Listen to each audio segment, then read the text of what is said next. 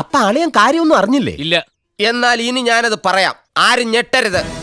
കുളിസീൻ കാണാനും കുളിമുറിയിൽ ഒളിഞ്ഞു നോക്കാനും പോവാറുണ്ടായിരുന്നുവെന്നും യൂട്യൂബറായ മമ്മു പറയുന്നു. ഞാൻ ഈ നാട്ടുകാരുടെ മുഖത്ത് എങ്ങനെ നോക്കും? അതിന് നീ നാട്ടുകാരുടെ മുഖത്ത് നോക്കാറില്ലല്ലോ, ഈ നാട്ടുകാരെങ്ങനെ നിന്റെ മുഖത്ത് നോക്കുന്നു? ഇതിന് ചിരിച്ചും സപ്പോർട്ട് ചെയ്ത് സംസാരിക്കുന്ന ഇന്റർവ്യൂവർക്കെതിരെ വ്യാപക വിമർശനമാണ് ഉയരുന്നത്. പഴയ പോലെ കുളിസീനൊന്നും ഇല്ലല്ലോ പൊന്നപ്പൻ ചേട്ടാ. പിള്ളേരൊക്കെ വലുതായി, കുളിപ്പരയിലോട്ട് മാറ്റി. ഒരാൾ വന്നിട്ട് അഭിമുഖത്തിൽ പറയുകയാണ് അയാൾ കുളിമുറിയിൽ ഒളിഞ്ഞു നോക്കുന്നുണ്ടെന്ന്.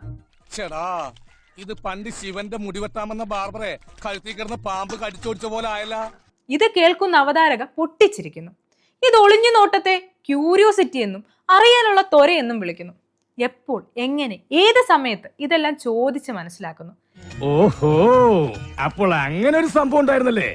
എന്താ മല്ലയ്യ, എന്താ ഞാൻ കേൾക്കുന്നത്? ഞാനൊരു സോറി പറയാൻ വേണ്ടിയിട്ടാണ് ഇങ്ങനെ ഒരു വീഡിയോ ചെയ്യുന്നത്. ഞാൻ സോറി പറയാൻ വൈകിപ്പോയെന്ന് എനിക്കറിയാം. ഈ സായിപ്പന്മാർ ഇന്ത്യയിൽ വന്നില്ലായിരുന്നെങ്കിൽ ഈ സോറിയും താങ്ക്സ് ഒന്നും കേൾക്കേണ്ടി വരൂലായിരുന്നല്ലോ. പക്ഷെ ഞാൻ ഒരു 100-200 ഇന്റർവ്യൂസ് മുമ്പേ ചെയ്തിട്ടുണ്ടെങ്കിലും ആദ്യമായിട്ടാണ് എന്റെ ജീവിതത്തിൽ ഇങ്ങനെ ഒരു അനുഭവം ഞാൻ ഫേസ് ചെയ്യുന്നത്. ആളിനെ നമുക്ക് മനസ്സിലായി.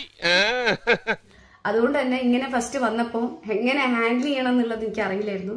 മാനസികമായി ഞാൻ വളരെയധികം തകർന്നു പോയി. ഇപ്പോഴും ഞാൻ അതിന്ന് റിക്കവർ ആയി എന്നല്ല, ഇത്രയും കാലം ഞാൻ ഇതെല്ലാം മറച്ചു വെച്ചു. ഇനി ഞാൻ ഇതെല്ലാവരോടും പറയാൻ തന്നെ പോവാ. ഇപ്പോഴെങ്കിലും ഇനി പറഞ്ഞിട്ടില്ലെങ്കിൽ അത് ശരിയാവില്ല എന്നുള്ളത് കൊണ്ടാണ് ഇന്നെങ്കിലും ഞാൻ ഇങ്ങനെ ഒരു വീഡിയോ ചെയ്യുന്നത്. ഇവളെന്താ ഒരുമാതിരി വാവെടുത്ത പശുവിനെ പോലെ? ഈ അടുത്തിടെ ഞാൻ ചെയ്തൊരു ഇന്റർവ്യൂവില് വലിയൊരു, അതായത് എന്റെ ഭാഗത്തുനിന്ന് വലിയൊരു വീഴ്ച സംഭവിക്കുകയുണ്ടായി. പറയാൻ തന്നെ നാണാവുന്നു. അതൊരിക്കലും ഞാൻ ന്യായീകരിക്കുകയല്ല.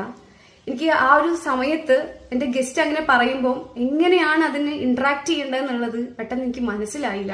കഴിഞ്ഞു, എനിക്കൊരു അവസരം കൂടി ഒന്ന് സംസാരിക്കാനാണ്. അപ്പൊ ഞാൻ വളരെ മോശമായ രീതിയിലാണ് ഇന്ററാക്ട് ചെയ്തത്.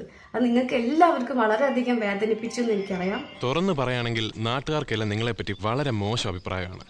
അതിനെനിക്ക് നിങ്ങളോട് സഹതാപമുണ്ട്. അതുപോലെ തന്നെ ഇപ്പം നിങ്ങൾ എല്ലാവരും പറഞ്ഞിരുന്ന പോലെ എനിക്ക് ഞാൻ ഒരു കുളിസീനെ സപ്പോർട്ട് ചെയ്യുന്നതോ അങ്ങനെ ചിന്തിക്കാൻ പോലും പാടില്ല, അല്ലെങ്കിൽ ഒരു സ്ത്രീയെ വളരെ മോശമായിട്ട് അവരുടെ പ്രൈവസി മാനിക്കാതിരിക്കുന്ന ഒരാളൊന്നുമല്ല. നിങ്ങളൊക്കെ പറയുന്ന പോലെ തന്നെ ഞാനൊരു സ്ത്രീയാണ്. ഞാനത് ചോദിക്കരുതായിരുന്നു.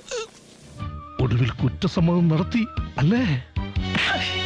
എന്റെ വീട്ടിലും സ്ത്രീകളുണ്ട്. എനിക്കിനി ഒരു കുഞ്ഞിന്റെ അമ്മയാണ് ഞാൻ. അപ്പൊ അതുകൊണ്ടൊക്കെ തന്നെ എനിക്ക് അതിന്റെ ഒരു ആഘാതം നന്നായിട്ട് അറിയാം.